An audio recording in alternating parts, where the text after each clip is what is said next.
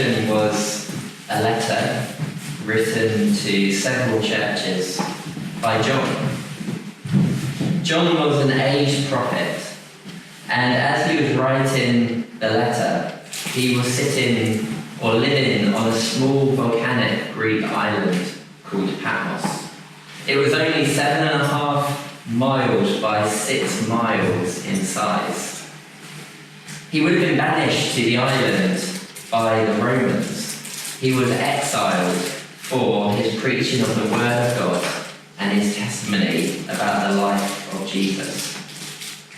As John sat on the island of Patmos, he was all too aware of the reality of the power and the splendour of the mightiest empire the world had ever known. The pressure of the Roman Empire was keenly felt by followers of Jesus. They were obligated to pay homage to the many Roman deities, even to the emperor himself. They were expected to share the values of the Roman Empire. And John, who in his devotion to Jesus, to the way, was exiled because he wasn't able to juggle the balance of following Christ and following the idolatry of the Roman Empire. And whilst he was banished to this small island, Patmos, he saw a vision. And in that vision, the resemblance of the images that were given to him were unmistakable. In his vision, John saw a great city called Babylon. And with that city, there was an echo of the greatest city in the world at that time, Rome. The city, Rome, had an imperial fleet which represented the largest transport system in the world. It was designed to transport grain from fertile soil around the Nile River so that everyone had access to food. This transport system, when it was first developed, it was the ultimate example of hospitality. The food was being shared around abundantly. And yet, over time, the boats, a part of this huge transport systems, they began to be filled more and more with items of luxury, items of wealth, items for entertainment. Seafarers from across the world came to partake in this great trade network, realizing that there was lots of money to be made from this new form of entertainment and wealth which was exchanging hands. And so, goods were being amassed from all over the world. Gold, ivory, and scented woods came from North America. Precious stones and pearls were coming from India. Purple dye from Phoenicia. Silk and cinnamon was being transported from China.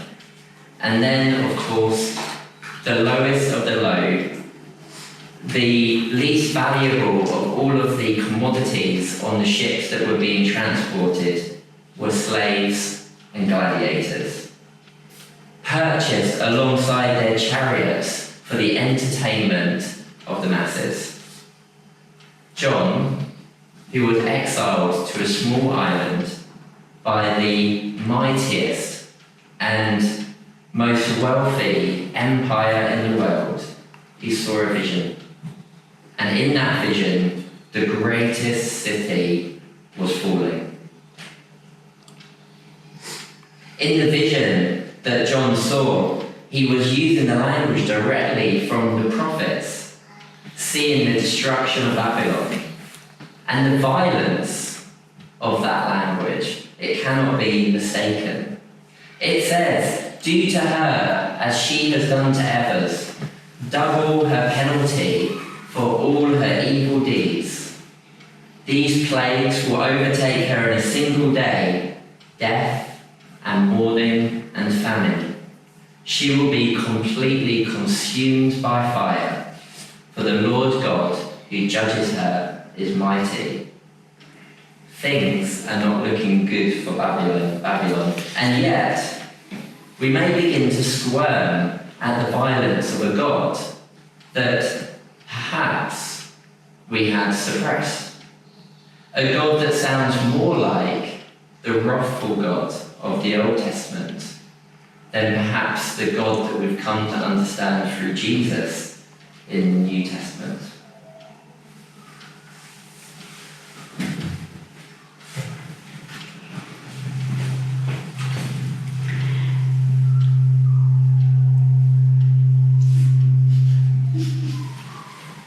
I don't want to start talking and make that worse. So John has this vision of Babylon, of Rome falling, a city, as Anthony said, of great wealth, of great power and might, of luxury and success, at least in the eyes of those in power, anyway. But did this vision point beyond Rome? Some would say no, that this is simply a prophecy of the fall of the Roman Empire that we see a few hundred years after this vision. Others would suggest that this vision is pointing towards the events of the end times, the final judgment of the earth before the return of Christ. But could it be representing much more than just a specific city or time period? John describes the immorality of this city, the excessive wealth and materialism, profiting at the expense of the poor through slavery and the oppression of God's people. The culture of the city was one of decadence, of lust, of idolatry and arrogance. And it was a seductive way of living. People were drawn into this luxurious lifestyle, this collecting of material wealth, sparing little thought to the people that were harmed by it. Yes, they may have been seen as hospitable to their friends with their lavish dinner parties and extravagant celebrations. But where was the hospitality for the slave, for those in poverty, for those who were killed for entertainment in the stadiums? So when we hear this, we might find it easy to distance ourselves from this culture. We're living thousands of years later in our developed Western society. We are far from the realities of the Roman Empire and of the grotesque poverty and denial of rights for the poor. After all, we've abolished the slave trade, and we would be disgusted at the thought of watching someone innocent die in the name of entertainment. But if we look closer, is this vision really so far from the world that we live in today? We see around us today success is measured by how big your house is, how fancy your car is, whether you have the newest smartphone, the places that you can afford to go to on holiday. We want our homes to look beautiful. We're always looking for the next big gadget.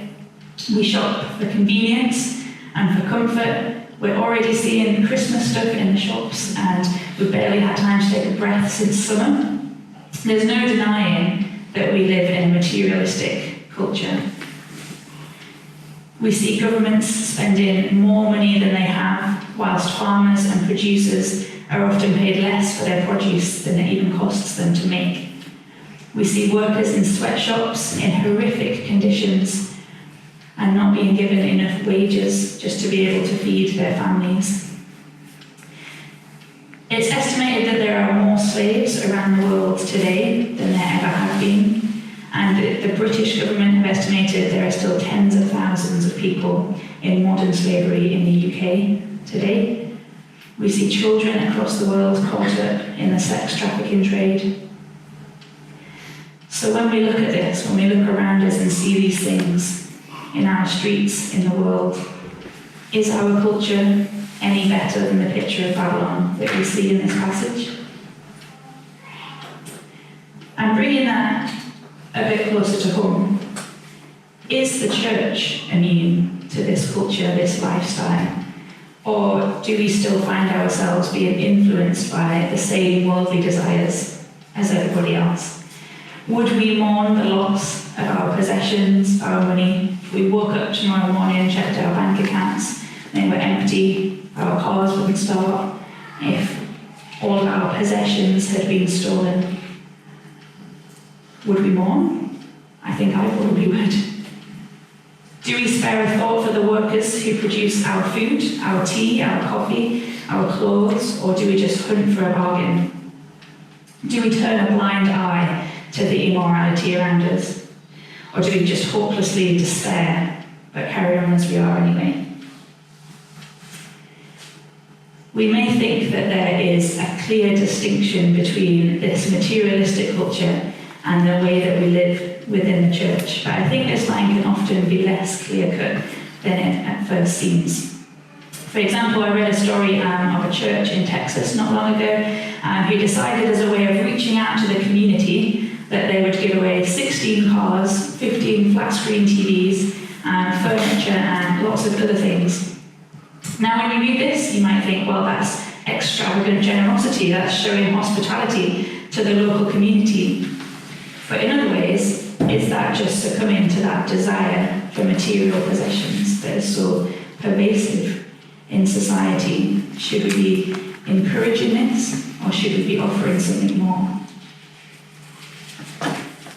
So it can be really easy to see the flaws in the lives of others, in the lives of the government, in the lives of criminals. But how easy is it to see the flaws in our own lives? How much are our lives entangled in this Babylon?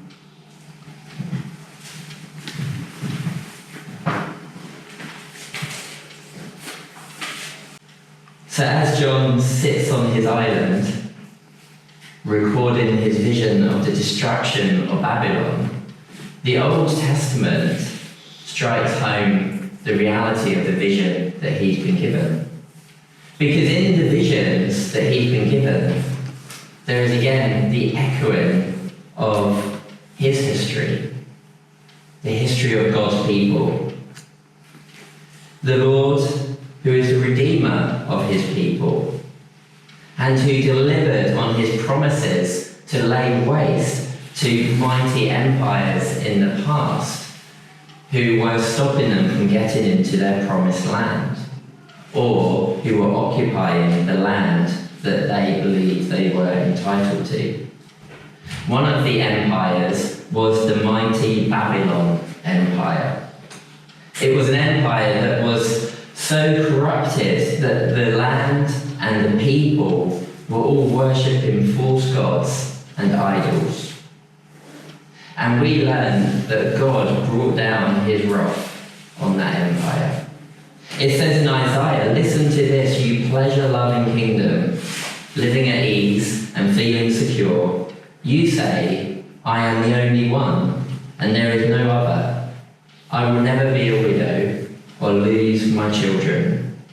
Well, both these things will come upon you in a moment, widowhood and the loss of your children. Yes, these calamities will come upon you despite all your witchcraft and magic."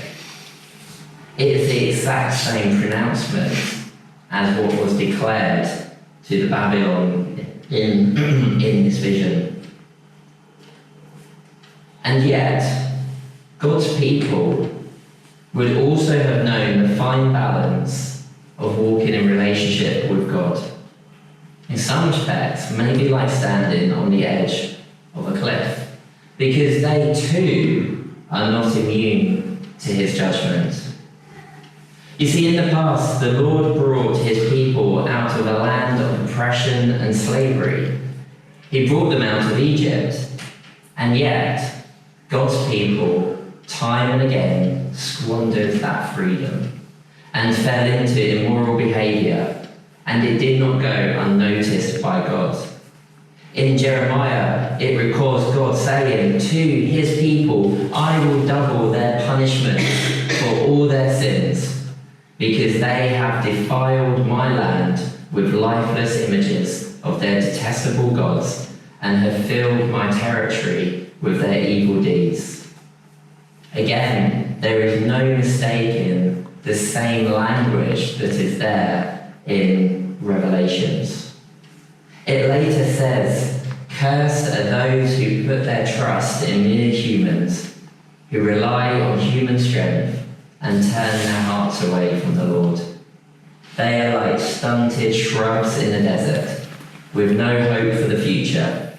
They will live in the barren wilderness, in an uninhabited, salty land. But blessed are those who trust in the Lord and have made the Lord their hope and confidence.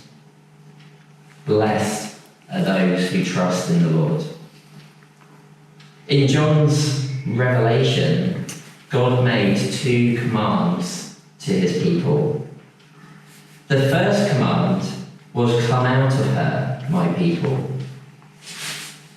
Now, this letter of Revelation was written to churches outside of Rome. This wasn't written to the Christians in Rome, telling them to come out of the city before it's destroyed. It was a warning. It was a warning that the Babylon's destruction, which may be exampled in Rome, but it was a generic warning of the trappings of greed, of wealth. It was a warning for anyone, anywhere. So when God told his people to come out of her, maybe he means for them to reorientate their heart. If they too are falling into the trappings of greed and idolatry, then they need to come out of that and reorientate their heart to God. And then he says to rejoice over her, to celebrate the victory of God. And yet, how can one celebrate a victory of something when it leaves that bad taste in your mouth? Because the punishment seems so severe, so violent. How can we ignore the violence which is in the passage? Well, in a parable, Jesus said there was a certain rich man who was splendidly clothed in purple and fine linen, and who lived each day in luxury. At his gate lay a poor man named Lazarus, who was covered with sores. As Lazarus lay there longing for scraps from the rich man's table, the dogs would come and lick his open sores. The poor man died and was carried away by angels. The rich man died and was buried. The rich man, when he was alive, living in his splendid clothes, living in luxury, he did not see Lazarus. We only learn later that it wasn't until he died that he did finally see Lazarus. He saw the man who had so little, who suffered such hardship, such violence. He saw the man who wasn't even worth looking at, and he saw that man being comforted. You see, the wealth and the entertainment of the mighty Babylon, of the mighty Rome, it only highlighted further those who were being oppressed. As the many ships allowed more space to carry cargo for the rich and slaves for their entertainment, the poor were only becoming poorer.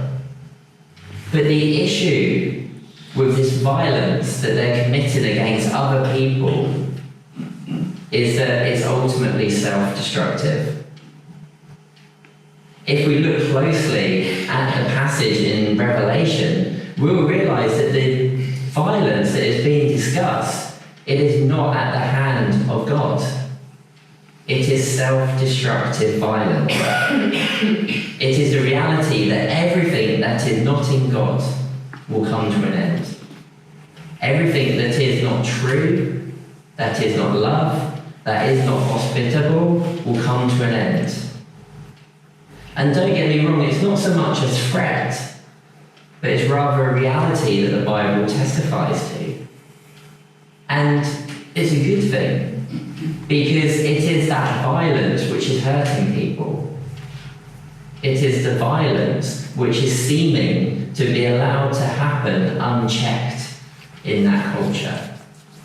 And yet, we learn from John's letter that violence will ultimately destroy itself and come to the end. Eventually, everything outside of God's hospitality comes crashing down. The violence, the oppression of others, it does not go on forever.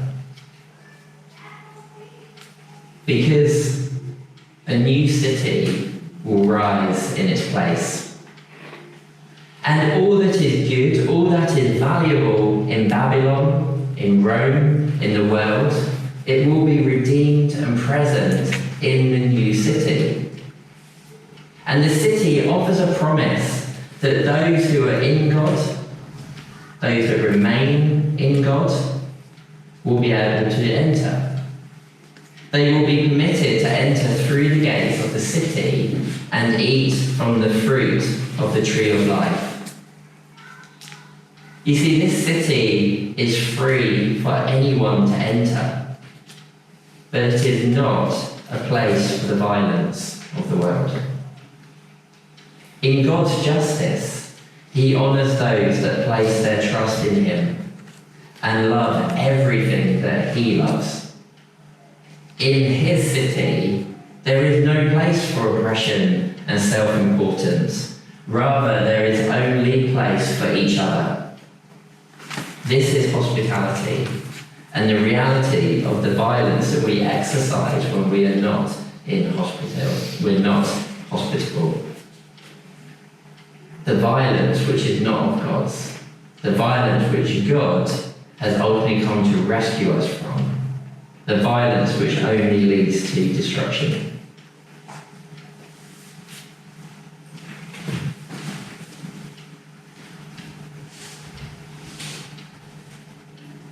So I painted a pretty bleak picture of the world earlier.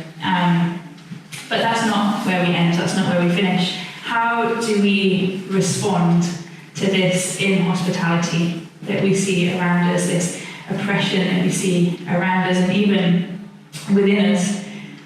Well, in verse 4, it says, "Then I heard another voice calling from heaven, 'Come away from her, my people. Do not take part in her sins, or you will be punished with her.'" So God is calling us to come out of this culture. Now, I don't believe that this is a command to completely separate ourselves from that culture, to just live within our own little Christian bubble. As Anthony says, I think this is a command to reorient our hearts to God. And so, what does that look like to do that, to reorient our hearts to God and to God's will? What is it that God is calling us to when He says to come out of her? What is He calling us towards? Anthony spoke of the promise of a new city, a city where this violence and oppression and inhospitality will be no more. Later in John's vision, he sees this new city coming down to earth. In Revelation 21 it says, "Then I saw a new heaven and a new earth. For the first heaven and the first earth had passed away, and there was no longer any sea. I saw the holy city, the new Jerusalem, coming down out of heaven from God, prepared as a bride, beautifully dressed for her husband. And I heard a loud voice from the throne saying, 'Look, God's dwelling place is now among the people, and He will dwell with them. They will be His people, and God Himself will be with them and be their God. He will wipe every tear from their eyes. There will be no more death, or mourning, or crying, or pain, for the old order of things has passed away.'" What a beautiful vision to have as our hope. As we look around us, this is something that we can put our hope in. This new city is what God is calling us towards. Yet, we're not just called to live in anticipation of this new city. Neither are we just called to sit and grin and bear it in that hope. When Jesus teaches us to pray, he begins with, "Our Father in heaven, hallowed be your name. Your kingdom come, your will be done, on earth as it is in heaven." Your kingdom come, your will be done, on earth as it is in heaven. And so I think this means that as a church, we can start to bring God's kingdom to earth now, through his will, by doing his will on earth as it is in heaven, serving God.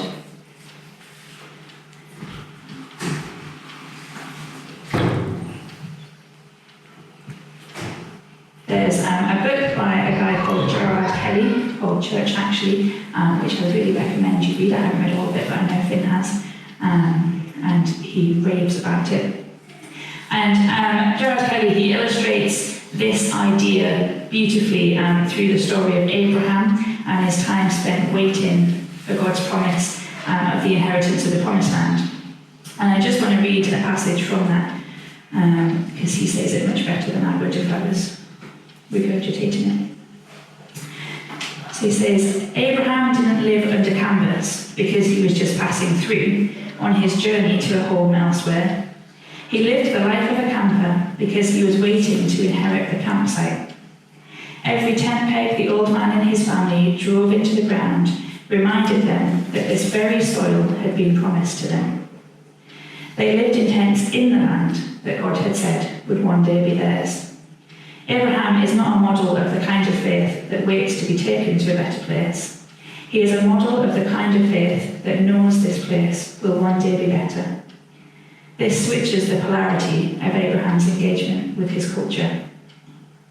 When he confronts the fact that he is not the current owner of the land he stands on, he doesn't think, this is tough, but I won't be here forever. Rather, he looks in the eye of those who do hold the present deeds and says in his heart, or perhaps even mutters under his breath, this is tough, but you won't be here forever. When an Abrahamic faith confronts addiction, child abuse, pornography, violence, and poverty, when it looks in the eye all that distorts the image of God in men and women, it doesn't think, it's tough now, but my days here are numbered. It looks rather in the face of evil and says, it's tough now, but your days here are numbered. We are not waiting to escape planet Earth, but to inherit it. It is to sin and death and suffering, to tears and crying and pain that God has issued an eviction notice. What a difference it makes to know that you are not promised rescue, but redemption.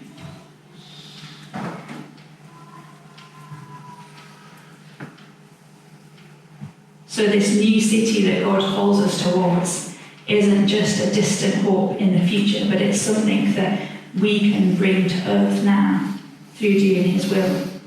We don't have to grin and bear it and look around us at all of the oppression, all of the inhospitality, and say, it's tough now, but we're not here for long. We can look at it and say, it's tough now, but you're not here for long. One day we will live in this amazing, beautiful, new city that God has for us. And so, how do we do that? How do we do God's will on earth? How do we serve God in this culture? What is God's will?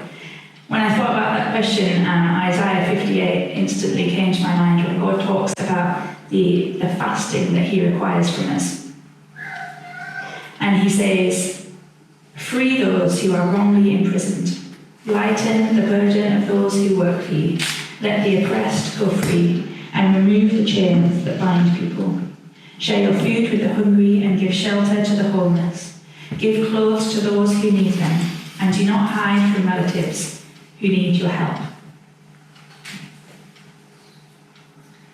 So my question to end is, how do we do that? How do we show that kind of hospitality, both as individuals, but also as a church? How do we show that kind of hospitality to the world, to our local community, here in Dunfermline to the people on the streets that are in need, that are in pain, that are a victim of this culture that we live in.